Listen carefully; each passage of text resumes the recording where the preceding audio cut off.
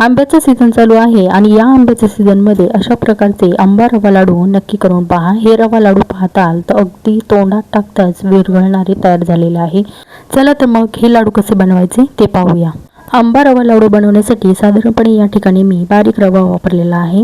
2 वाट्या रवा आहे, त्यासाठी 1 वाटी साखर आणि 1 वाटी आपल्याला आंब्याचा गर लागणार आहे। या ठिकाणी मी केशर आंब्याचा वापर केलेला आहे, त्यामुळे या लाडवांना चव सुद्धा छान येते आणि रंग सुद्धा छान येतो।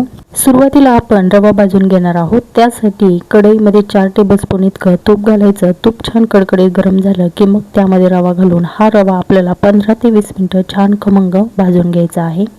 रवा भाजत असताना गॅसची फ्लेम अगदी लो ठेवायची, म्हणजे हा रवा छान पिवळसर रंगावर खमंग भाजला जातो। आता भाजलेला रवा एखाद्या पसरट ताटामध्ये काढून घ्यायचा आहे आणि हा पूर्णतः थंड होऊ द्यायचा।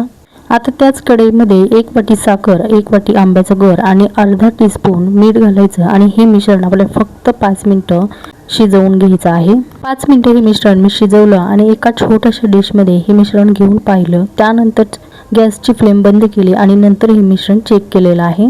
तर या ठिकाणी आपला पाक तयार झालेला आहे। हलकासा कोमट असताना या पाकामध्ये आपल्याला भाजलेला रवा घालायचा आहे। पाक गरम असताना यामध्ये भाजलेला रवा अजिबात घालू नका। आता हे मिश्रण आपल्याला छान मिक्स करून घ्यायचं आहे। यामध्ये कोरडा रवा अजिबात राहता कामा नये। आता या ठिकाणी जर पाहताल तर मिश्रण छान मिक्स करून झालेलं आहे। आता हे मिश्रण आपल्याला कमीत कमी 1-2 तासासाठी झाकून ठेवायचं आहे, म्हणजे यामधील रवा छान भिजला जातो। 2-3 तासानंतर जर पाहताल तर रवा मस्त छान फुललेला आहे। आता हे मिश्रण आपल्याला अगदी मोकळं करून घ्यायचं आहे। चमच्याच्या किंवा हाताच्या मदतीने तुम्ही हे मिश्रण मोकळं करून घेऊ शकता।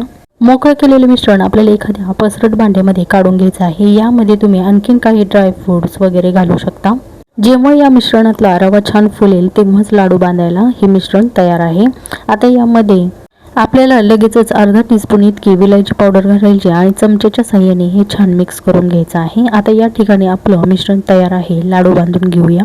आता या ठिकाणी जर पाहताल तर या मिश्रणाचे लाडू अगदी सहज वळता येतात।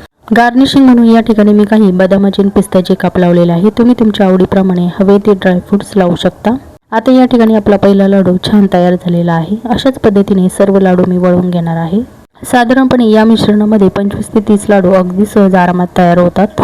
लाडू जर पाहताल तर या ठिकाणी आपले मस्त रवाळ, दाणेदार आणि तोंडात टाकताच विरघळणारे तयार झालेले आहे। अशा प्रकारचे लाडू नक्की करून पहा। धन्यवाद।